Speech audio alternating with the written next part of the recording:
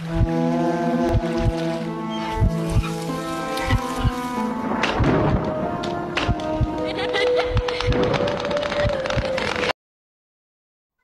दोस्तों, कैसे हैं आप लोग। उम्मीद करती हूँ कि आप अच्छे होंगे और मैं भी बहुत अच्छी हूँ। आज मैं आपको ऐसी कहानी सुनाने जा रही हूँ जो आपको डरा देगी और आपको सोचने पर मजबूर करेगी। यह कहानी है एक भूतिया भैंस के सींग की कहानी। ये भैंस एक छोटे से गांव में रहती थी। इस कहानी में आप देखेंगे कि कैसे एक साधारण सी कंघी एक भूतिया चीज में बदल जाती है और कैसे वह सबकी जिंदगी को बदल देती है। तो अगर आप तैयार हैं तो चलिए शुरू करते हैं इस भूतिया कहानी को। लेकिन ध्यान रखें, यह कहानी आपको डरा सकती है। चलिए कहानी को शुरू कर लेते हैं। गांव के पास घने जंगल में एक जंगली भैंस रहती थी जो अपने बड़े और चमकदार सींगों के लिए जानी जाती थी। उस भैंस के बारे में कहा जाता था कि वह किसी साधु की तपस्या को भंग करने के कारण श्रापित हो चुकी है। गांव के लोग उसे भूतिया भैंस कहते थे और उससे दूर रहते थे। एक दिन गांव के कारीगर रघु ने लालच में आकर उस भैंस को मारने की योजना बनाई। उसे लगा भैंस के सींगों से बनाई गई चीजें काफी महंगी बिकेंगी।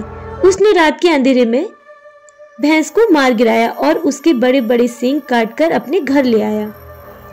रघु ने भैंस के सींगों से सुंदर कंघियां बनाई।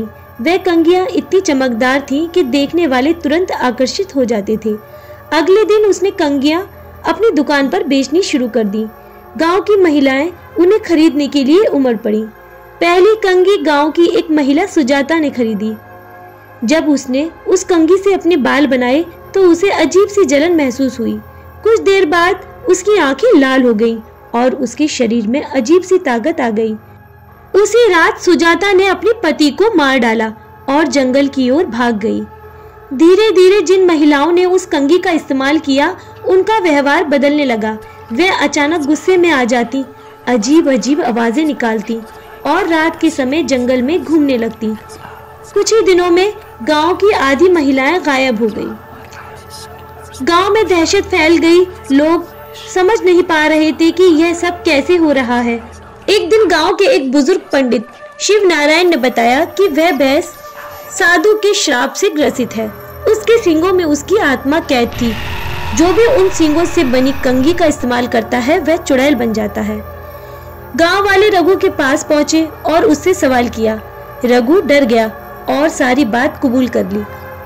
उसने बताया कि उसने भैंस के सींगों की कंघियां बनाई थी।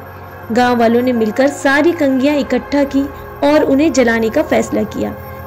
जब उन्होंने कंघियों को आग में फेंका तो जंगल में जोर से चीखों की आवाज गूंजने लगी। आग की लपटें आसमान तक उठी और ऐसा लगा मानो उन कंघियों में कोई जीवित आत्मा जल रही हो। लेकिन यह सब खत्म नहीं हुआ। जो महिलाएं चुड़ैल बन चुकी थी वह वापस नहीं आई। वह अब जंगल में रहती थी और रात के समय गांव के पास भटकती थी। लोग कहते हैं उनकी खौफनाक हंसी और चीखें आज भी उस जंगल में सुनाई देती हैं। गांव के लोग अब पूरी तरह से डर के साए में जी रहे थे। हर रात जंगल से महिलाओं की चीखें और खौफनाक हंसी सुनाई देती थी।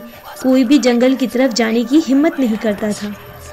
गांव के बुजुर्ग पंडित शिव नारायण ने कहा, इस समस्या का हल तभी होगा जब भैंस की आत्मा को शांति मिले, वह साधु के श्राप से मुक्त हो और उसकी चुड़ैल बनी आत्माएं जंगल से वापस लौट सकें।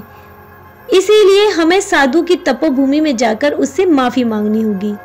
गांव के एक बहादुर युवक राजन ने इस कठिन काम को करने की ठानी। वह पंडित शिव नारायण के साथ जंगल की गहराइयों में उस साधु की तपोभूमि की खोज में निकल पड़ा।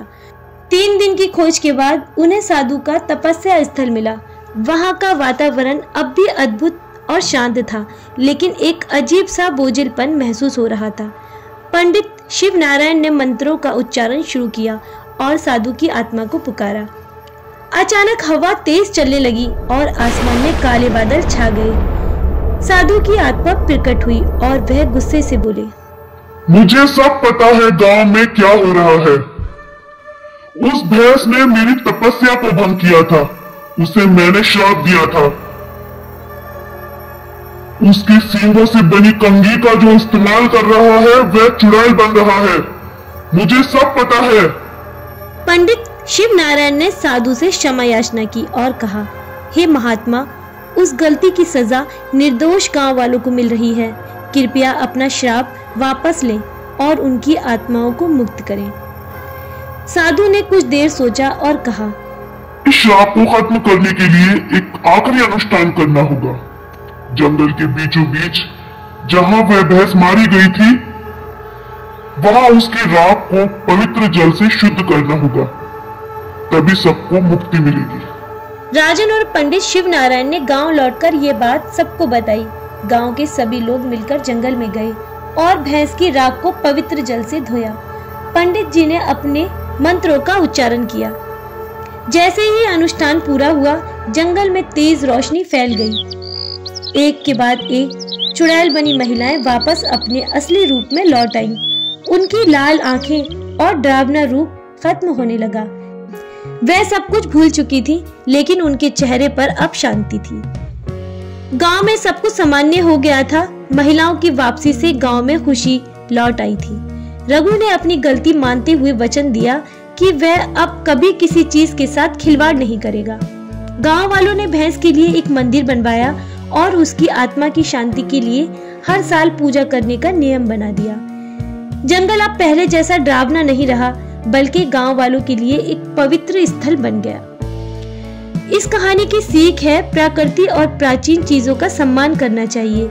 अनजानी चीजों के साथ खिलवाड़ करना विनाश को आमंत्रण दे सकता है, लेकिन सच्चे मन और सही प्रयासों से किसी भी समस्या का समाधान किया जा सकता है। इस तरह इस कहानी का अंत हुआ। उम्मीद करती हूँ कि आपको ये कहानी पसंद आई होगी। हमारी कहानी को अंत तक सुनने के लिए आप सभी का बहुत बहुत धन्यवाद। ऐसी ही मजेदार और हॉरर स्टोरीज के लिए सब्सक्राइब करें हमारा चैनल क्रिएचर ऑफ शैडो।